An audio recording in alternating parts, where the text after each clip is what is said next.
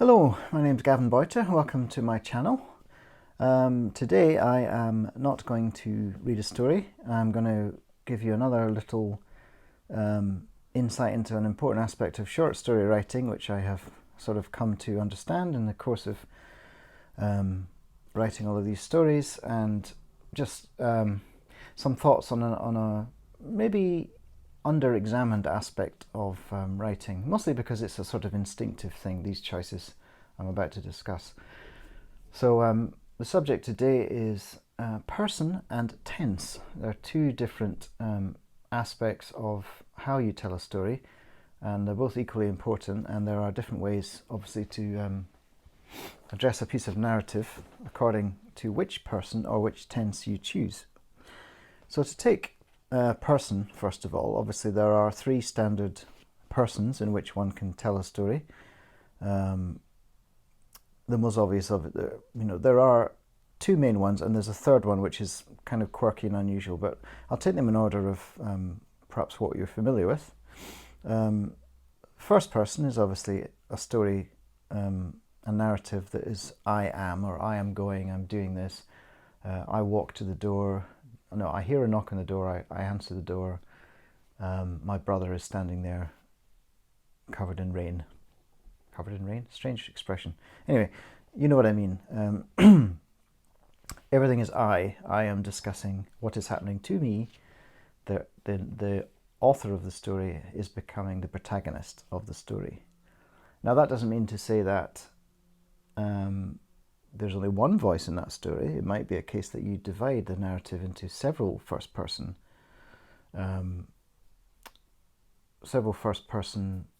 angles on the same story. I mean, that could be interesting. But each of them will have that very intimate sort of character talking directly to the audience approach. Then, of course, there is the third person, which is probably the bulk of most fiction, where you are talking about something that's happening to a character. Richard is sitting on the stairs wondering how he got there. He decides to make himself a cup of tea. That's kind of the so almost default really for a narrative. Then of course there's the second person. That's a little bit strange. That's when you are putting the reader into the perspective of the protagonist by using the word you, obviously. So it would be you wake up feeling confused. You have had a dream in which several people from your past have each accused you of murder.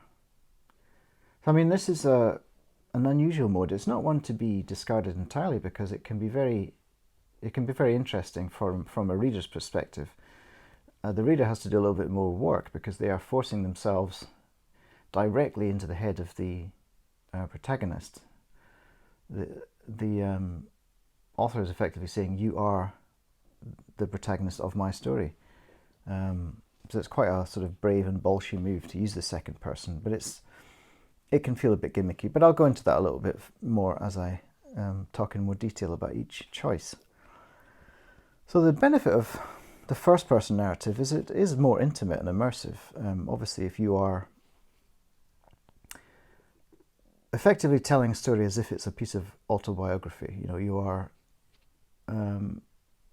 it's like reading someone's diary. It's very intimate, it's very personal. Those are the thoughts that have come directly from that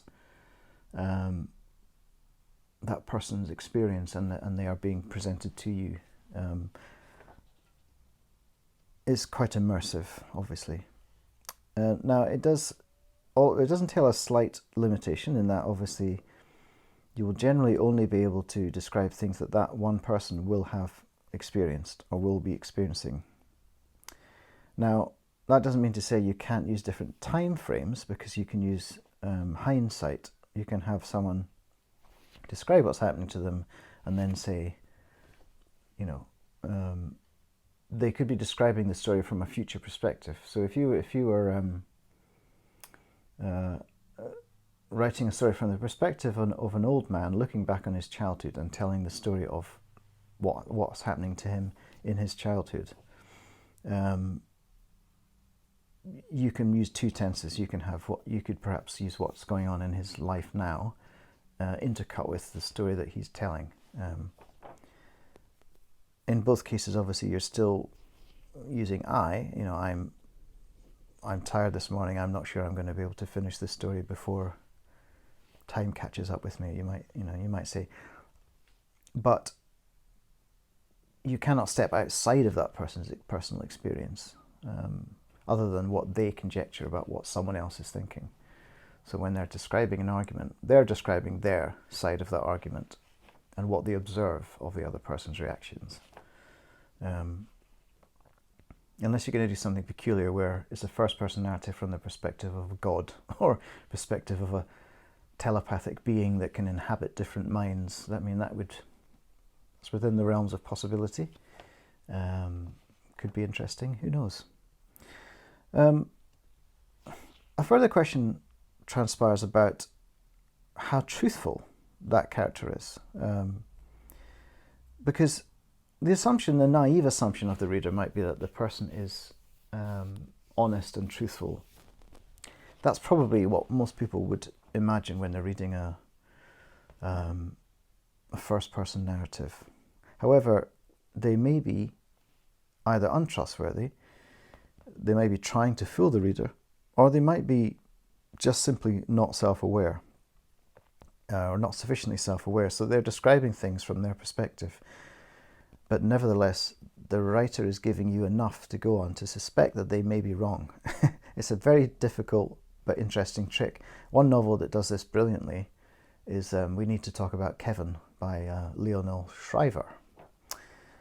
Throughout that book, you are constantly thinking, is this right? Does this mother... Did she really contribute to her son's psychosis? Did she not love him enough? Or is what she's telling me honest, that she is baffled by her son's behaviour and why he seems to behave differently to other members of his family? You're constantly thinking, well, and you don't want to think, well, yeah, it's clearly the mother's fault for the child becoming a psychopath. But it's the whole nature-nurture thing. It's really a book about whether someone can be predisposed to be evil or to behave in an evil manner, or whether that has to be learnt behaviour that somehow their upbringing contributes to. Anyway, fascinating book. Very good use of the untrustworthy first-person narrator. It's obviously the mode that's used in all autobiography. As far as I'm aware, there may be autobiographies written in the third person, but I think you'd have to be a slightly odd individual to choose that mode. So that's the first person and its benefits. The third person, you may choose one, or you may choose several point of views from different characters. And what this means is you'll be able to create different voices. You'll have different modes of telling. The way that those characters talk about their lives should feel different. Some might be very aware, some might be very honest, some might be trying to hide something. Some might be very chatty, others quite formal. Obviously it becomes very important what sort of grammar, what sort of vocabulary, how they express themselves, whether they do so in long sentences or very short clipped phrases. All those choices become very important if you're going to write in the third person. They're still important in the first person, but you'll probably fall into a natural rhythm and keep that going throughout the book, whereas with third person it may not be your personal comfortable mode of discourse, but it is the characters. There's a kind of choice about how far inside the character you go, in the sense that are you describing only what that character says and does, or are you taking a kind of omniscient narrator approach, where you can sort of flit between characters and times and places. One example of that is in Salman Rushdie's Midnight's Children, where I believe, I read it a long time ago, but I seem to remember he jumps because the book is about these characters that were all born on the same day, the date of India's independence, and they have a sort of telepathic interconnection. So that kind of gives the author a way to sort of flip between these different minds and their different stories and what's going on between them. So by far the most enjoyable thing about third person is, you can go anywhere, you can do anything. And actually, you don't have to limit yourself to a human person at all. Paul Auster wrote a short book called Timbuktu, which is from the point of view of a dog. And it's very good. Obviously, lots of things have been written from animal perspectives, from, Watership Down, things like that. Anthropomorphism is the technical term. If you're going to be very brave, you don't even need to necessarily write from the point of view of a living entity. You could write a story from the point of view of a chair, or from the point of view of a musical instrument, or something like that. This would be useful if you're writing, say, a fable or a kid's story, or maybe a genre piece, a fantasy or sci-fi. You could write a book or a short story from the point of view of a sword, from being forged from its raw materials, to being sold, to being passed from hand to hand and lost on a battlefield and found hundreds of years later.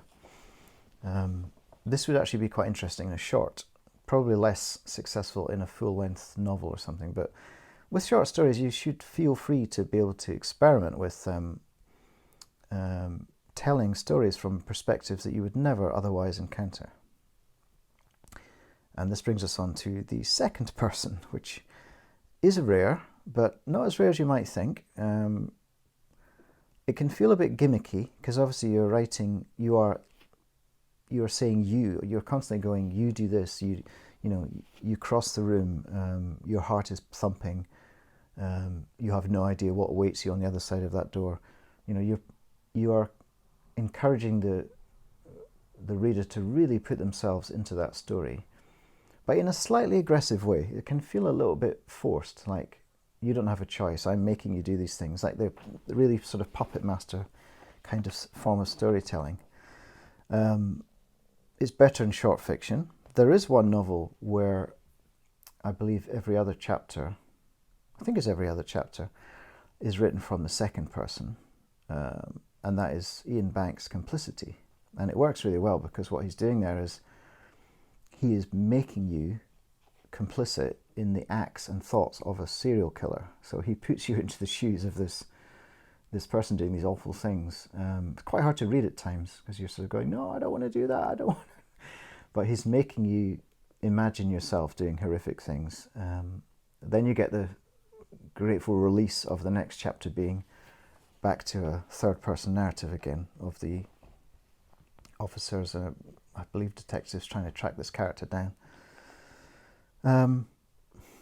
It's for short fiction, it might work. It might be something you want to try. You might encounter reader resistance. They don't want to be that person. They don't want to make those decisions, or they simply wouldn't make those decisions. It's one of those things that it's like when you're watching a horror film and something horrific is going on, so they all decide to split up and take torches and wander down into dark places, and you think, no, get out of the house, all together in a group, run through the forest. I'm not going down into the cellar with a torch. Are you crazy? And it works really well in horror films, because you put the camera where the character's perspective is doing that thing, that foolish, stupid thing, and you know it's foolish and stupid, and therefore you feel terrified. But doing that in a piece of written fiction, where it's something that the reader would resist doing, can be tricky. If you give enough psychological motivation, then yeah, you can make them do anything. But you have to work hard on making that motivation really convincing, if you're going to get everyone to come with you. So those are the persons that you may choose. There's generally two commonly used, first and third person, and then second person as a sort of quirky alternative. Another aspect equally important is tense. Are you telling your story as if it's happening right now, as if it's happened in the past, Or are you telling a sort of fable, sort of a story of something that may happen in the future? Generally, obviously, past and present tense are the commonly used modes. There are, in English, 12, I think, tenses, technically. But you don't really need to worry about the complexities of, present continuous tense or pluperfect or anything like that.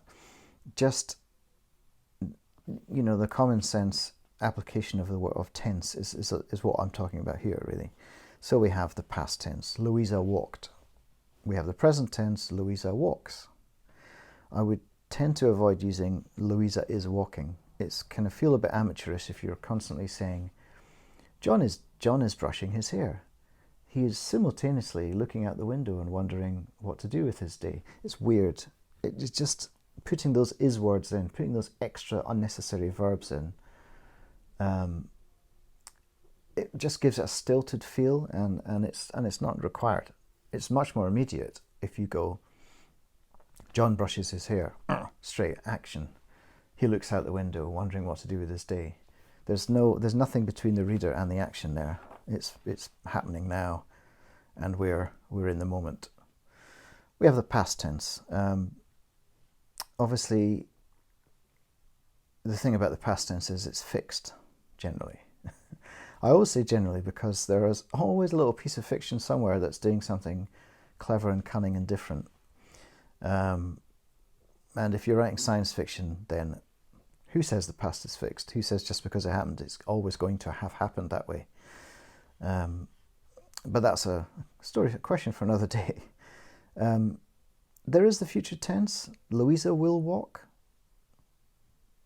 It's rare. It can be used very, very effectively for foreshadowing. If you want to have a story in which you tease the audience with something that's going to happen in the future, maybe not every detail of it, but a sort of hint of something so that keep them reading, to sort of make them think, oh, I wonder how on earth can that happen.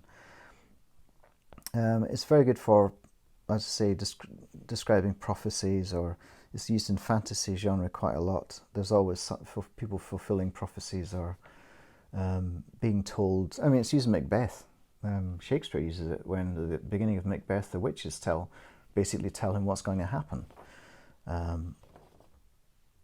Kurt Vonnegut, I believe, uses it sometimes when he breaks the fourth wall in his book and talks directly as writer to the reader about what's going to happen to the characters. He taunts you and sort of teases you with that notion of being both an unreliable narrator and an omniscient narrator. So he simultaneously knows everything, but isn't necessarily in control of everything, which is quite an odd position to write from, but it's good fun in Vonnegut. The advantage of the past tense, obviously, is that it's set out. Generally, it's set out. You are describing what has happened. It's fixed. It's the most common mode of storytelling. You're recounting a sequence of events.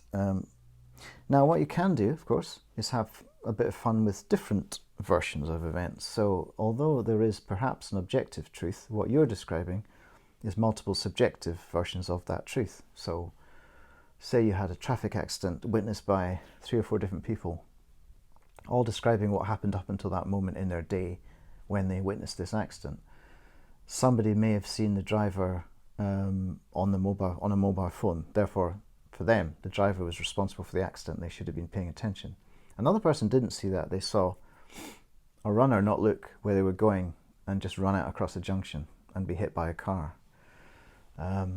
Their versions are all valid, but they have different information because they were in different places, seeing different things, experiencing different things. So although you are recounting past events, you're recounting them through different lenses. That can be very interesting and very useful. And then, of course, as I've said already, there's the unreliable narrator. You're describing past events, but because you're writing from a third-person perspective, well, actually, it's true for first person as well, but whatever you're writing, and people know this in their lives generally. Just because you have this memory of something having happened, it doesn't mean that it did happen exactly the way you describe it. Maybe nobody can really grab hold of the truth of their own lives with 100% accuracy, even something that happened 10 minutes ago. And the further it falls into the past, the harder it becomes to be absolutely sure that what you're describing is objective truth. That's the past simple tense. The advantage of present tense is obviously immediacy, the feeling that anything can happen and it's actually happening right now. It's very good for genres that require that sort of what's going to happen next sort of excitement, suspense, horror, thrillers, ghost stories, that sort of thing. It can feel a little bit gimmicky as it tends not to mimic the way that we tell stories in real life. Although there is a mode that sometimes you'll hear people telling anecdotes and they'll slip into present tense, I think because it feels more immediate. So they'll suddenly say, I've got to tell you something incredible that happened. Yeah, I was in the garden the other day and then John comes round and he's carrying this box and it's really heavy. And he asked me, can I give you something? And then I say, what's in the box? And it starts moving. And I think it's something alive in the box. So the person moves into this present tense narrative, thus kind of forcing you to experience it live, in a sense, along with their remembering self. And you can do that, perfectly fine to do that, especially if you're writing a story that's kind of from a vernacular dialect perspective.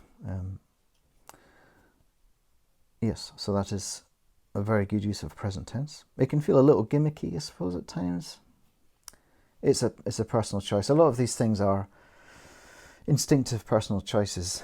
I don't consciously think too hard about these things, but it's important sometimes to step back and have a look at what you're actually doing and maybe say to yourself, well, why don't I write anything in the present tense? Maybe I should try that. Maybe for this story it would work. And that's really what I'm doing here, is sort of examining a bit deeper what I actually already do to see whether I could be doing things differently and whether it might improve certain stories. So there's something I call the nested past. Technically it's called the past perfect. So in a simple past tense sentence, you'd say something like, I planned this birthday as well as I could. The past perfect tense then takes you further back in time to something that didn't happen immediately but happened quite a bit before the main focus of the narrative. So you might say, Jenny had planned this birthday weeks ago. So you might be saying, you might be in a present tense narrative or even in a past tense narrative, but you want to describe something that happened a long time ago. So you go into this sort of nested past tense, this past perfect tense. He had always been the kind of person who trusted strangers, but he didn't trust this one. So the first half of that sentence is past perfect, but he didn't trust this one. It goes into the normal past tense. It allows for things like flashbacks. It allows you to, it's very useful for doing things where you start the narrative in the middle. It's almost like a cinematic technique. Start with the action, flashback to what led up to this moment. It's not in short stories or written work, but if you want to look at a great example of this, it's Breaking Bad. It's a classic what they call a cold opening. You're just thrown into a scenario. You don't know what it means. You've got I forgot the name of the bloody main protagonist. Walter White. Walter White, without his trousers, in the middle of the desert, with a broken down RV, as they call them in America. The sound of sirens and panic and some trousers flying through the air. Anyway, it's weird and baffling, and you don't know what's going on. And then it takes you you flash back to how on earth this man got into this strange position.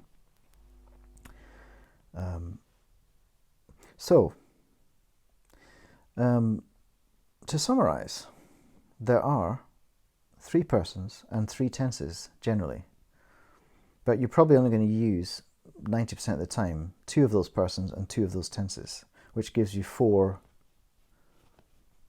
commonly used modes, really. And I'll give you an example of that now. I have written a little sort of beginning of a story, if I can get this to go on.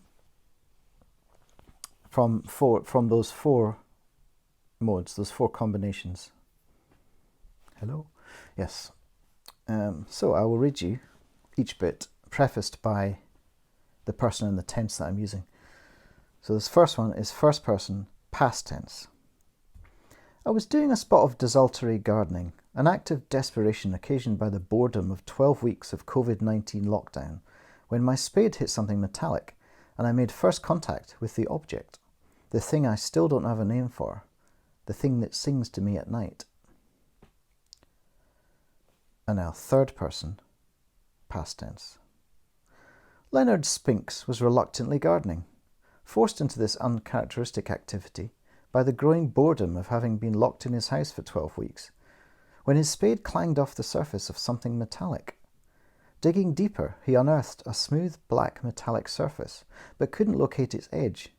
Weirdly, despite the chill morning temperature, it was warm to the touch. And now, first person, present tense. I tried to locate an edge, to get my fingers around it, but the curve continues under the earth for many meters. I don't want to dig up the whole garden. I certainly won't risk attacking it with a pickaxe. What if this is an exploded ordnance from World War II? Admittedly, that seems unlikely, since the suburbs of Edinburgh weren't a military target. And finally, third person, present tense. Leonard decides that it's best to alert the authorities just in case. The police agree to send a team round to investigate and advise him to get as far away from the object as possible. Leonard wonders if they intend him to hop on a flight to Sydney, then elects to hide out in the study on the opposite side of the house from the garden. He waits patiently for the knock on the door from the bomb squad. The knock never comes. And as I was writing that, I thought to myself, what tense is the knock never comes? It's describing something that doesn't happen, ever. Is it past tense or future tense? Can something have tense if it doesn't actually happen? Anyway, discuss. So, person and tense are things to be aware of, useful tools. Well, they're not useful tools. You have no choice. You have to use them. But I wouldn't agonize over those choices. I would follow my instinct, but be aware that there are alternative ways of telling the story. And if it's not working for whatever reason, early into your story, perhaps think, well, could I be telling the story from a different person or using a different tense? Would that help? So anyway, those are my thoughts on those 2 important aspects of storytelling. I hope you enjoyed this. I hope this was useful. Please subscribe to my channel, maybe watch another video, and I'll be back with a story tomorrow, most likely. Bye-bye.